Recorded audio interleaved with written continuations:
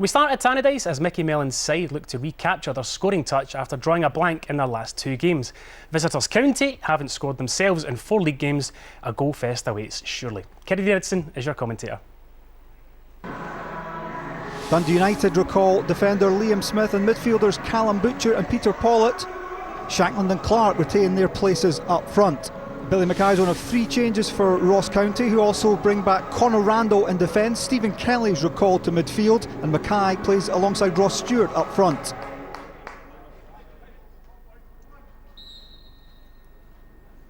Referee Stephen Kirkland, as things have become accustomed, inviting both teams to take the knee.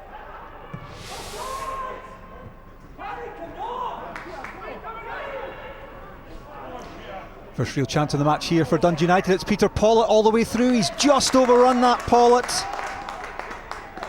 Good energy and industry from the Dundee United midfielder. Bursting from inside his own half as Ross County just stepped off him. And just that touch there was just too strong.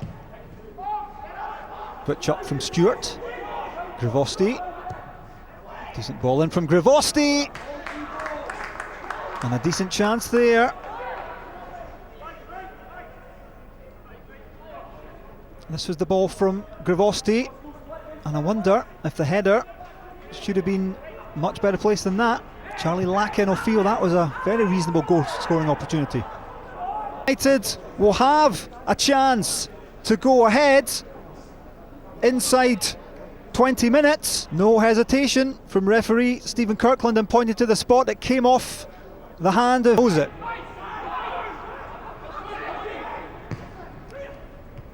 Again, lovely football from Dundee United. Lawrence Shankland. Nice idea from the Scotland striker. Going for finesse. Little feint, and then trying to reverse the ball into the top corner.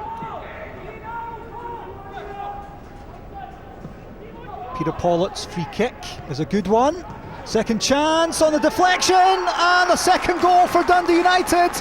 I wonder if Nicky Clark got the final touch. Ross County are appealing, but 6 minutes into the second half, Dundee United have a second goal. They have some insurance.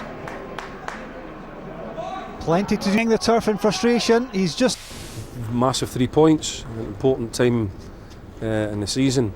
We wanted to back up some of the results that we've had lately. We knew we had to try and get a win, and we managed to do that. It's extremely disappointing, and it is this reoccurring theme. Another game, another penalty. Our goalkeeper not making a save and conceding 2 goals. So it's frustrating for me, it's frustrating for the players. I see their body language down there with how much they put in today. They never gave up right up to the last whistle. I felt as if we were really proactive in the game. So I feel sorry for them. I'm disappointed for the football club in losing another game of football.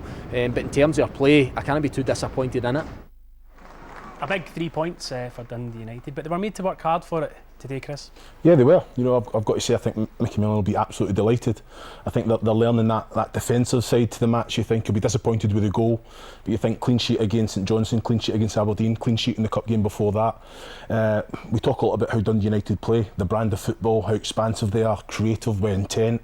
But again, they're learning that nasty side. So disappointed with the goal, but fantastic 3 points, wasn't it? Yeah, it was. Leanne, Ross County lost obviously heavily last weekend. Was it an improved performance from them?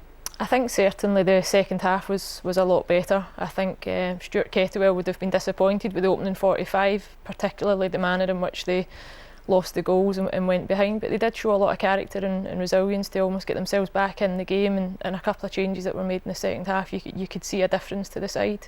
Yeah, Nicky Clark was the hero, obviously getting the 2 goals. The first one was a penalty.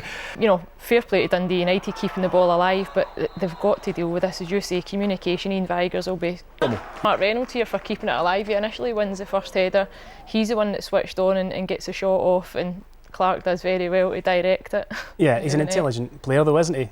He is, and actually I like what you're saying about the relationship between him and Shankland, but even the character that he's got to go and take the penalty, knowing that Shankland's on the pitch, I think it's always one that people question, why is he not taking the penalty? But you know, fair play to him, and he's a huge player for United. Yeah, fair play indeed. Another man who had a big game this afternoon was Peter Pollitt.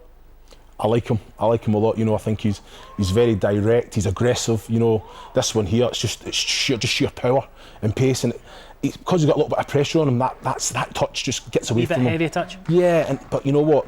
His link-up play, his movement, you know, he's aware of the players around him.